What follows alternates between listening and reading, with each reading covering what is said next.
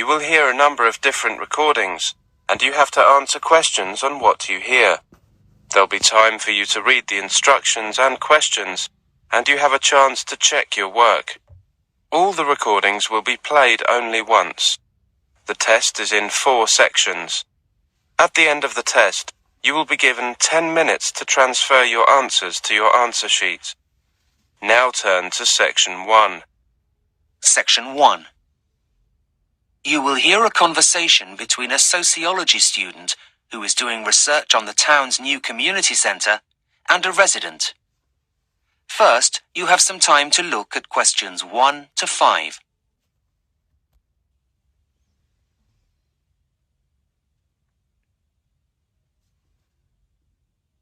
You will see that there is an example that has been done for you.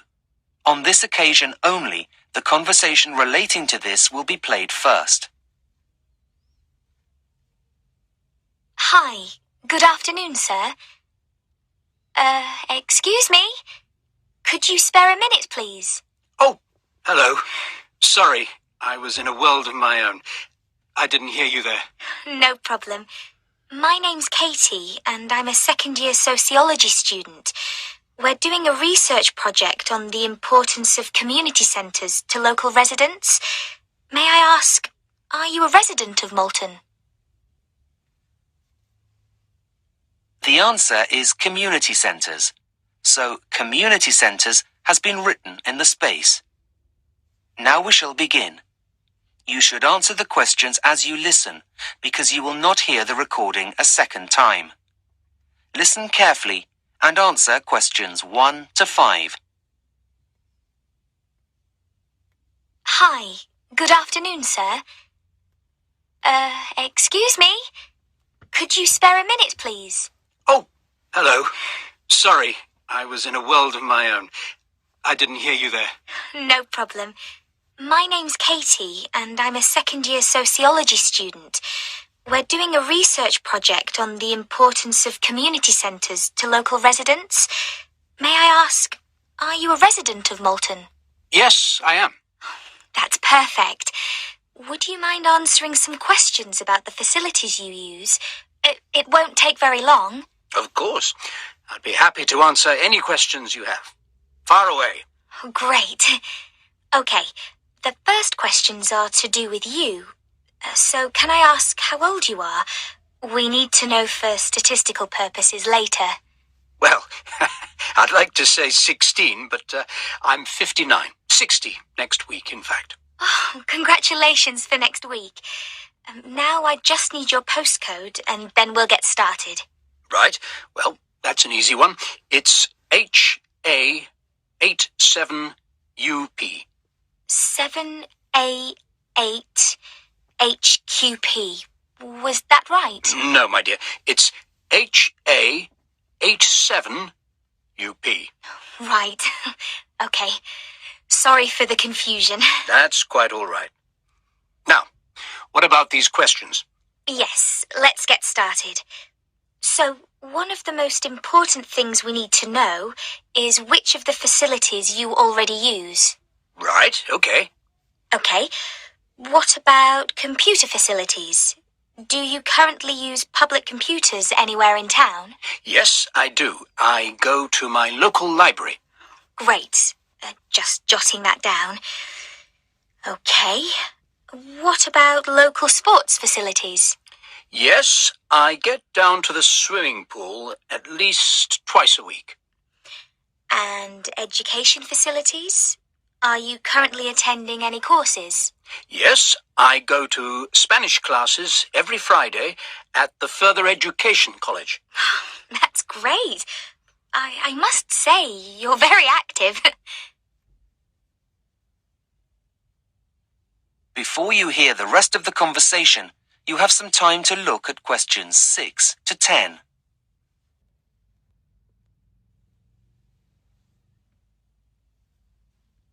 Now listen and answer questions 6 to 10. Okay, we're halfway through. The next bit is all about how the community centre could be improved, if at all, that is. I see. Well, I'll give it a go. Well, firstly, I'd like to find out your views on sports facilities. Which sports do you think the community centre should offer that it doesn't already? Well, I'm not going to say swimming, as there's no point having 2 pools in a town of this size. Let me think. What about yoga? I know it's very popular these days. Yes, yoga and badminton. I used to play, you know. Really? Yes, and I was quite good, though I'm probably a bit rusty now. It's been years. Okay. Do you think the classes should be split into groups? Yes, that's a good idea. I know that if there were classes only for pensioners, I'd definitely be more likely to play. I'm not as fast as I once was, you know. Okay, I'll just write that down. Great. Now we're nearly done. I just need to ask you some questions about education. What kind of classes do you think the centre should offer that it doesn't already? Well, I suppose the kind of thing that's no longer offered at the local college. Things like arts and crafts. Those kinds of classes have now closed as they weren't financially viable, apparently. Yes, I heard about that. It was such a shame. Those kinds of classes are so important for the psychological well-being of those most vulnerable in a community. Okay, I've written that down. Now I need to ask you whether you would be willing to pay for any of the services we were just talking about. As long as it wasn't too much, I have nothing against contributing. Something like £2 per class seems like a reasonable rate for an old man like me. Okay, and lastly then, I just need to know how regularly you think you will use the new facilities if the community centre makes the changes you have suggested. Well, I'd say 3 times a week, which is more than I go at the moment. I only bother on Mondays and Wednesdays, as there's nothing else on during the week that interests me. But I would definitely get out of the house more if they were to make those kinds of changes. That is the end of section 1. You now have half a minute to check your answers.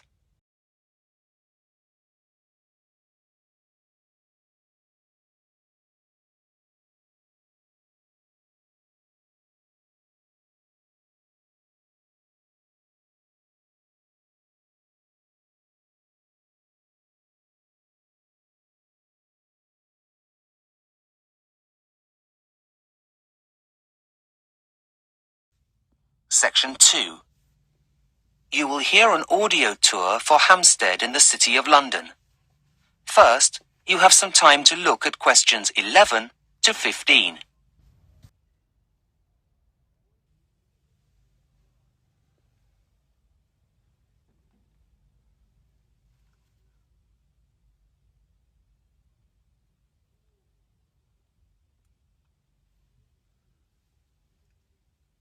Now listen and answer questions 11 to 15.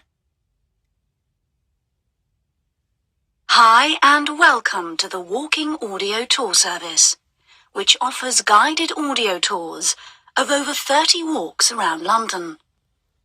The full list of the walks is available on our website. You have chosen the Hampstead Heath Tour Part 1, which was, in fact, the first of the walking tours that were recorded. Your walk takes you through part of the Heath, a huge, wild, open parkland where Londoners and visitors to the city can come and enjoy some leisurely and refreshing exercise. The Heath is one of the gems of North London. When you enter the parkland, you will feel as if you are walking in the wild countryside, but you are actually still in an urban area.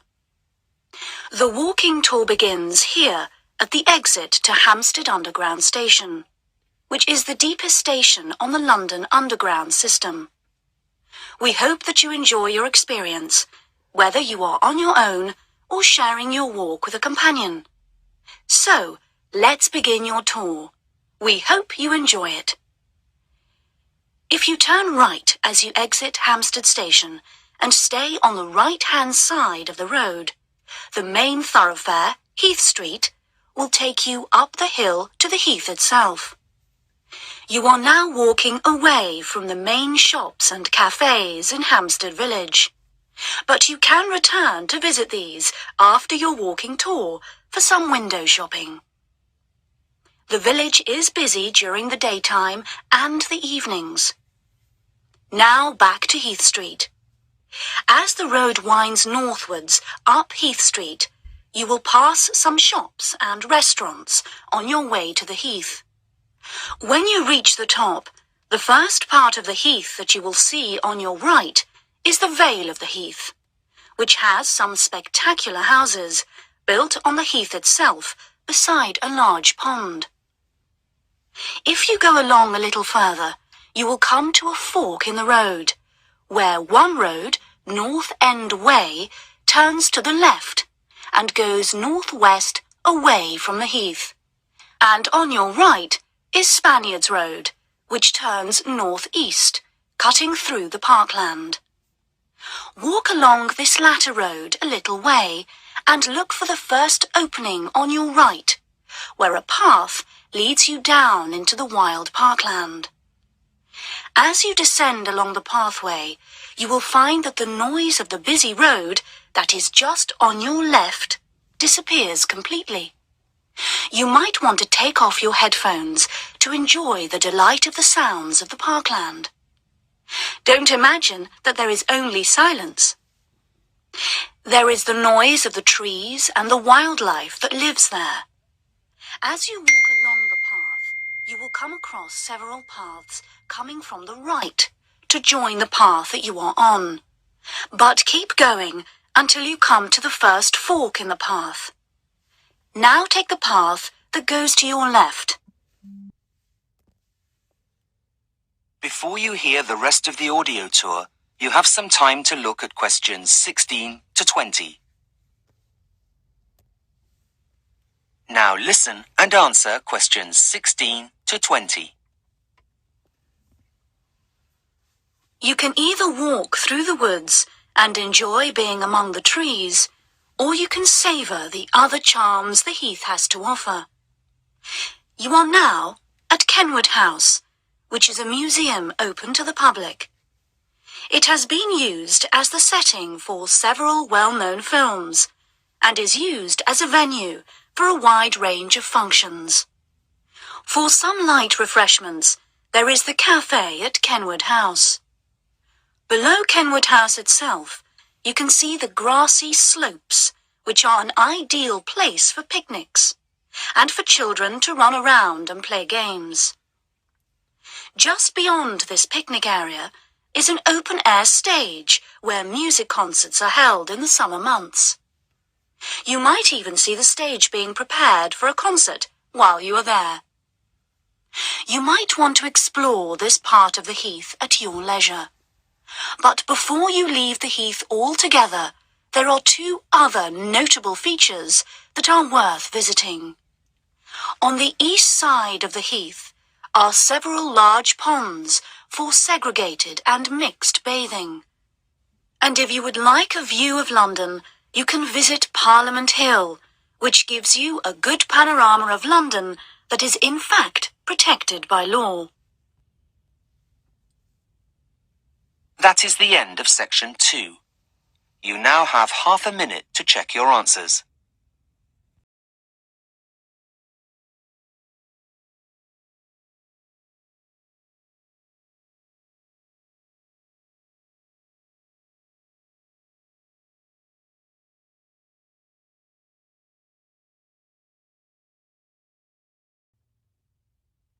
Section 3. You will hear a tutor talking to a student about a case study. First, you have some time to look at questions 21 to 25. Now listen carefully and answer questions 21 to 25. Hi, am I bothering you? Is it okay to see you now? Hi, Jack. No bother. Please come in. As you're a tutor this year, it's my responsibility to oversee your assignments. Now, where are my notes? Oh, yes, here they are. Okay. I see that we were going to look at your case study on the challenges of urban planning in the 21st century and how to make it as green as possible. How's it all going? Actually, I'm pretty happy with it. Can I talk you through it to make sure I'm on the right track? Of course, please do. I'll stop you if I have any questions.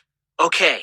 Well, I started by giving an overview of what green urban planning has been up until now. Firstly, there's the idea of a green belt. This is the one that everyone's heard of. But I found that while it was successful for a short time and in limited cases, it grossly oversimplified things. Well, that's a good and practical start. What else did you look at? I hope that you also considered the idea of decentralization. Yes, that was really interesting, as although there were no objections to it, and it looked good on paper, it just didn't work in practice. Yes, a conundrum indeed. However, I think you'll find that there are many fads that come and go in this area. It isn't the first, and it won't be the last to simply disappear off the face of the planet. Well, this is all very good so far. What did you look at next? I then researched the 1960s fad of building new towns on new sites, but I found that although there are isolated cases of success, they tended to cost too much time and money to build. Keeping to that theme, have you considered the idea of brownfield sites? That is, sites that previously had another use, being converted into residential areas. Like the idea of buildings that were once banks being turned into restaurants, that kind of thing. Yeah, that's right. No, I hadn't thought of that. Well, I'd say it's a pretty important option in most urban areas today. Even though there have been issues with safety, if the land were contaminated in any way, at least it tends to attract no objections from local residents. Okay, thanks. I'll make sure I put that in. Anything else? Well, I'm not sure about this last one, but I thought the idea of pedestrianizing central areas was an interesting concept. Do you think it's valid here? Well, it's certainly not a bad idea. The only thing is that it would probably intensify the problem of congestion in inner city areas and would disrupt local residents' sleep if the construction work were to happen during the night. The use of loud excavators to repave the area would be inevitable. Yes, I take your point. But in some older cities, I think it's one of the few viable options. Well, as long as you state that, then it can definitely be included. Before you hear the rest of the conversation, you have some time to look at questions 26 to 30.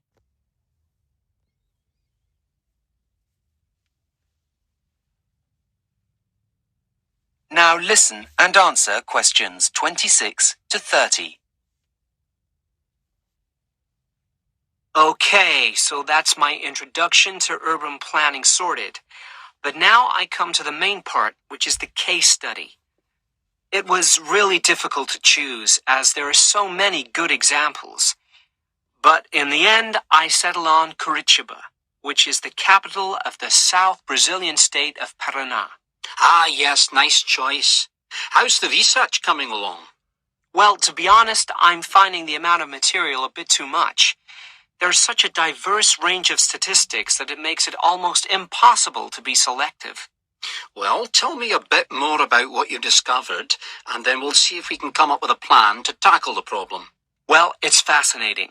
Local authorities managed to achieve so much since the 1960s, principally because, rather than waiting for central government initiatives, they chose a cohesive strategy where residents were consulted. Then they took their ideas and implemented them into local government planning to come up with a plan everybody was happy with. Aha, a bottom-up approach. Do go on. Well, the transport system is a real example of the town's eco-friendly image. Even though they have one of the highest number of cars per person in the country, they also have the highest number of people using public transport. This is because poor and elderly residents are able to benefit from a social fare that allows them to use the system for less.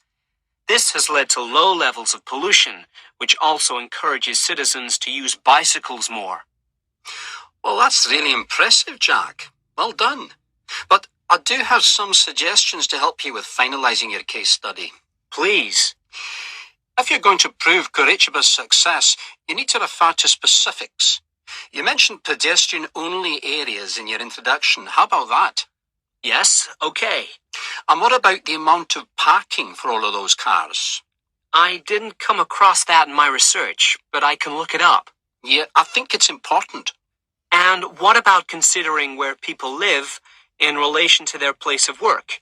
If they live in the suburbs, how about mentioning how far they need to travel in order to get to work? And don't forget about their recycling strategy, including how easy it is and how much they recycle, making sure you include statistics to back it up. Okay, got it.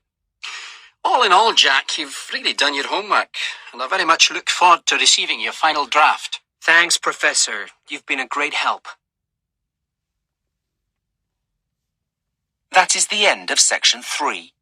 You now have half a minute to check your answers.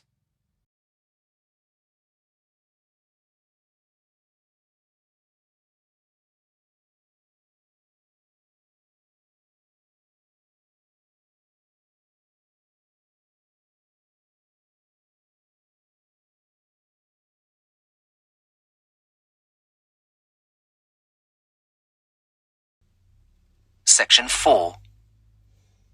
You will hear part of a talk to economics students about how to make the most of their course. First, you have some time to look at questions 31 to 40.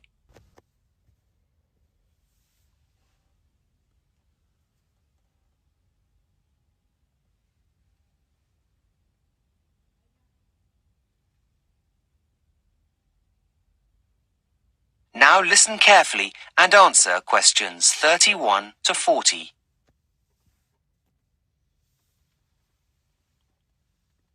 Good morning, everyone, and welcome to the Stanley University School of Economics. I will be one of your lecturers on the course, and my name is Professor Whitefield. Before the academic year really gets underway, I would like to take you through some of what you can expect and to give you some general course information. Firstly, you'll be attending lectures during which you will receive information about economics and the priorities that you will need to focus on. The lectures will provide you with information about the subject in a relatively condensed format. In addition, they should also provide a suitable framework for further study. Typically, this is also the first time that students get the chance to meet a researcher at the forefront of the discipline. Traditionally, lectures are seen as an essential part of the learning culture for higher education, in which undergraduate study is viewed as an induction into academic discipline and a way of viewing the world. However, although all I have said until now is true, every year, undergraduate students experience problems with the techniques used in lectures. Being forewarned will hopefully help you with adjusting to these issues. The first problem is that there is little opportunity for the development of student understanding. That is, if you misunderstand something, there is no immediate opportunity to ask. Secondly, when newer teaching approaches are used, such as problem solving, learning outcomes are improved. However, these will still not replace the validity of listening and learning from an expert.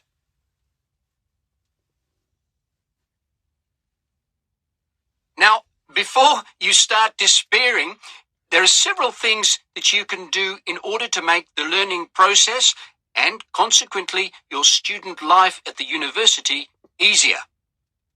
First and foremost, be prepared. You will be given a reading list. Don't just throw it away or forget about it. Make sure you leave enough time to go through all items on it. Once you've done that, an ideal thing to do would be to test yourself on the contents. Prepare a mini quiz while reading and go back to it before the lecture and just check you know the answers.